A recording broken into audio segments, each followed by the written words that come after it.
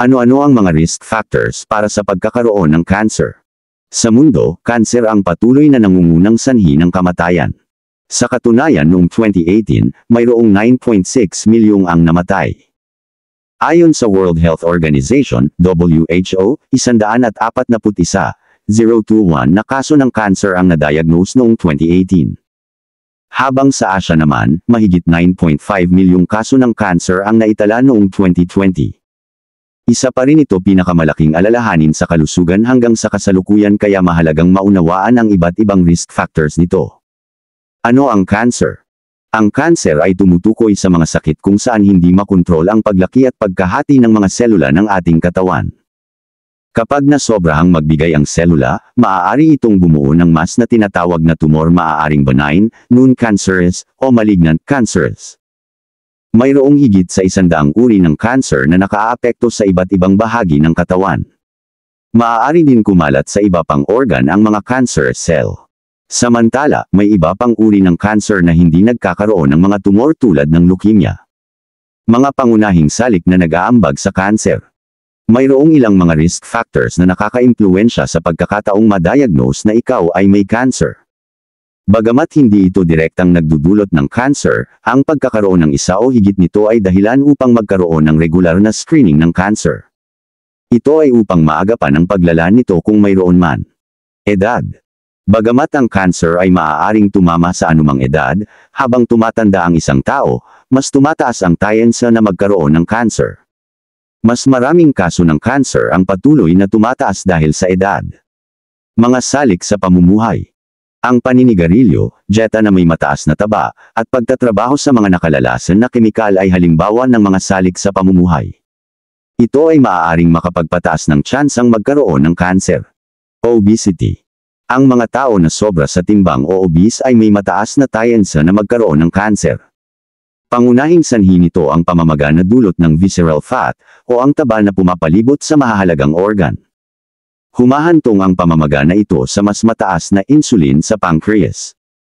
Ang mga sobrang taba sa selula naman ay gumagawa ng mas maraming estrogen. Ang sobrang insulin at estrogen ay maaaring humantong sa paghahati ng mga sel ng higit kaysa karaniwan, na maaaring maging cancer cells. Family history. Pinakakaraniwang dahilan ng pagkakaroon ng tsansang magka-cancer ay ang family history. Posibleng magkaroon ng cancer na may iba't ibang anyo ng higit sa isang beses sa isang pamilya.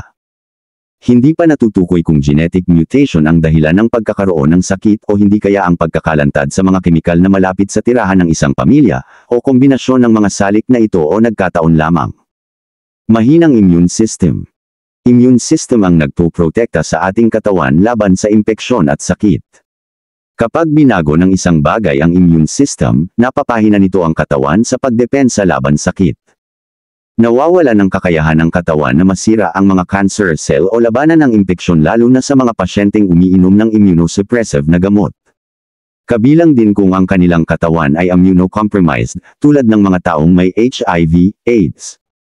Mayroon ding mga genetic disorder na maaaring makapagpabago sa immune system tulad ng Wiskott-Aldrich at Beckwith-Wiedemann syndrome. Exposure sa ilang mga virus. Ang pagkakalantad sa ilang mga virus ay nauugnay sa mas mataas na panganib na magkaroon ng mga kanser sa pagkabata gaya ng Hodgkin at non-Hodgkin lymphoma. Kabilang dito ang Epstein-Barr virus at HIV, ang virus na nagdudulot ng AIDS. Mga exposure sa kapaligiran. May ilang partikular na exposure sa paligid ang sumisira sa ating DNA at nagreresulta sa pagbabago ng mga selula. Ito ay ang mga environmental carcinogens. Ang ilan sa mga pinakakaraniwang carcinogen sa kapaligiran ay kinabibilangan ng asbestos, secondhand smoke, wood dust, soot, at higit pa. Exposure sa radiation. Taliwas sa popular na paniniwala, ang nakikitang liwanag at enerhiya mula sa mga cellphone ay hindi risk factor ng cancer. Ang high-energy radiation, tulad ng radon, X-ray, gamma-ray, alpha particle, beta particle, at neutron, ay maaaring makasira sa DNA. Dagdag pa rito, maaaring maging sanhi ito ng cancer. Maaaring mangyari ang mga ito sa pamamagitan ng pagkaka-expose sa mga bato at lupa na may mataas na level ng radon, o sa mga aksidente sa nuclear power plant. Bilang karagdagan, totoo ba na ang mga benepisyo ng guyabano ay kinabibilangan ng mga katangiang panlaban sa kanser? Makakatulong ba ang guyabano sa paggamot ng kanser? Sa isang balita noong 2013 na inilabas ng DOST, sinabi nila na ang guyabano, soursop, ay puno ng carbohydrates, dietary fiber, vitamina B1, B2, at C. Nabanggit din nila na ang prutas ay mayaman sa flavonoids, phytochemicals na may potensyal na pigilan ang paglaki ng mga virus at allergens. Kapansin-pansin, ang mga flavonoid ay maaaring magkaroon ng kakayahang pigilan ang mga carcinogens na maaaring mag-trigger ng kanser. Ano ang sinasabi ng mga siyentipikong pag-aaral tungkol sa guyabano at kanser? Isa. Ang guyabano ay mayaman sa estrogens, potent anti-cancerous agents. Isang ulat ang nagpatunay na ang soursop ay naglalaman ng mataas na antas ng estrogens, na kanilang ibinukod sa mga buto, dahon, balat, ugat, at prutas. Ang estrogens ay mga makapangyarihang inhibitor ng nicotinamide adenine dinucleotide phosphate oxidase, NADH oxidase, na nakapaloob sa mga lamad ng mga selula ng kanser. Dalawa. Ito ay maaaring magkaroon ng cytotoxic effect sa kanser. Ang pagkakaroon ng mga cytotoxic effect ay nangangahulugan na ang isang bagay ay maaaring pumatay ng mga sel. Ang chemotherapy at radiotherapy, halimbawa, ay itinuturing na mga cytotoxic na therapy sa kanser. Sa isang pag-aaral, natuklasan ng mga mananaliksik na ang guyabano ay may potent cytotoxicity laban sa cervical HeLa cancer cells. 3. Ang mga sangkap sa guyabano ay maaaring magdulot ng apoptosis o pagkamatay ng sel. Ang apoptosis ay ang nakaprogram na pagkamatay ng mga selula. Kapag may humahadlang o humahadlang sa apoptosis, patuloy na nabubuhay ang mga selula. Ito ay maaaring humantong sa kanser. Ngayon, ipinapakita ng mga pag-aaral na ang mga benepisyo ng guyabano ay kinabibilangan ng induction ng apoptosis sa ilang cancer cells. Ang mga katas ng dahon at prutas ng guyabano, halimbawa, ay nagudyok ng apoptosis sa mga selula ng kanser sa suso. Nagdulot din ito ng apoptosis sa colorectal, leukemia, cervical HeLa, at mga selula ng kanser sa baga. 4. Ang guyabano ay may anti-proliferative properties. Sinasabi ng mga ulat na ang paglaganap ay ang tanda ng pag-unlad ng kanser. Kapag ang isang tao ay may cancer, karaniwang nangangahulugan iyon na mayroon silang kapansanan sa proseso ng cell cycle kung saan ang mga selula ay dumami ng hindi makontrol, na nagreresulta sa pag-unlad ng tumor. Ang pagsugpo sa paglaganap ay maaaring makatulong sa pamamahala ng kanser. Ipinakikita ng mga pag-aaral na ang mga benepisyo ng guyabano ay kinabibilangan ng mga anti-proliferative properties laban sa mga selula ng kanser sa prostate ng tao. Maaari pa nga itong makatulong na sugpuin ang pagdami ng mga selula ng kanser sa colorectal, hepatic, suso, at baga. 5. Ang guyabano ay may mga sangkap na nagpapalakas ng kalusugan.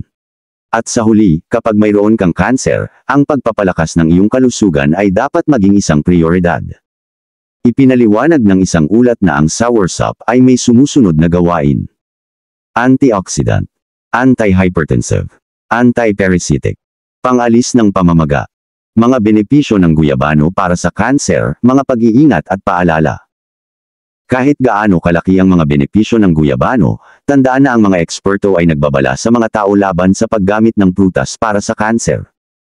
Binanggit nila na ang aninasan, ang nangingibabaw na acetogenin sa guyabano, ay nakakalason. Ito ay hindi pa pinag-aaralan sa mga clinical na test. Tinugunan din nila ang kaugnayan sa pagitan ng neurotoxicity at pag-inom ng tsaa na gawa sa dahon ng guyabano. Binibigyang diin din ng mga eksperto na habang ang pagkain ng guyabano ay ligtas, ang paggamit nito sa paggamot sa kanser ay mapanganib. Ang mga halamang gamot ay hindi itinuturing na kapalit sa pangunahing pangangalaga sa kanser. Higit pa rito, hindi rin ligtas na uminom ng herbal products habang sumasailalim ka sa paggamot sa kanser. Maaaring makipag-ugnayan ng mga herbal supplement sa mga gamot sa kanser. Maaari din nilang bawasan ang bisa ng mga chemotherapeutic agent. Sinasabi ng mga ulat na ang mga benepisyo ng guyabano ay maaaring makatulong sa pag-aalaga ng cancer. Ito'y dahil ang prutas ay may mga anti-cancerous agent at anti-proliferative properties.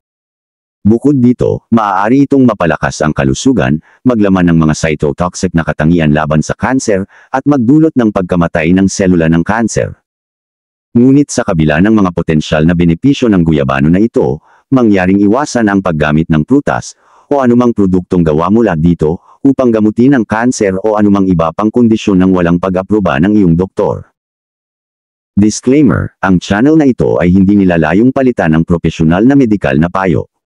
Ito ay naghahatid lamang ng mga impormasyon para magkaroon ka ng kaalaman sa pangkalusugan. Pero para mas makatiyak rekomenda pa rin kumonsulta sa mga profesional. Kung gusto mo ng ganitong informatibong mga topic, pwede kang mag-subscribe para sa susunod pang mga videos. Salamat sa panunood.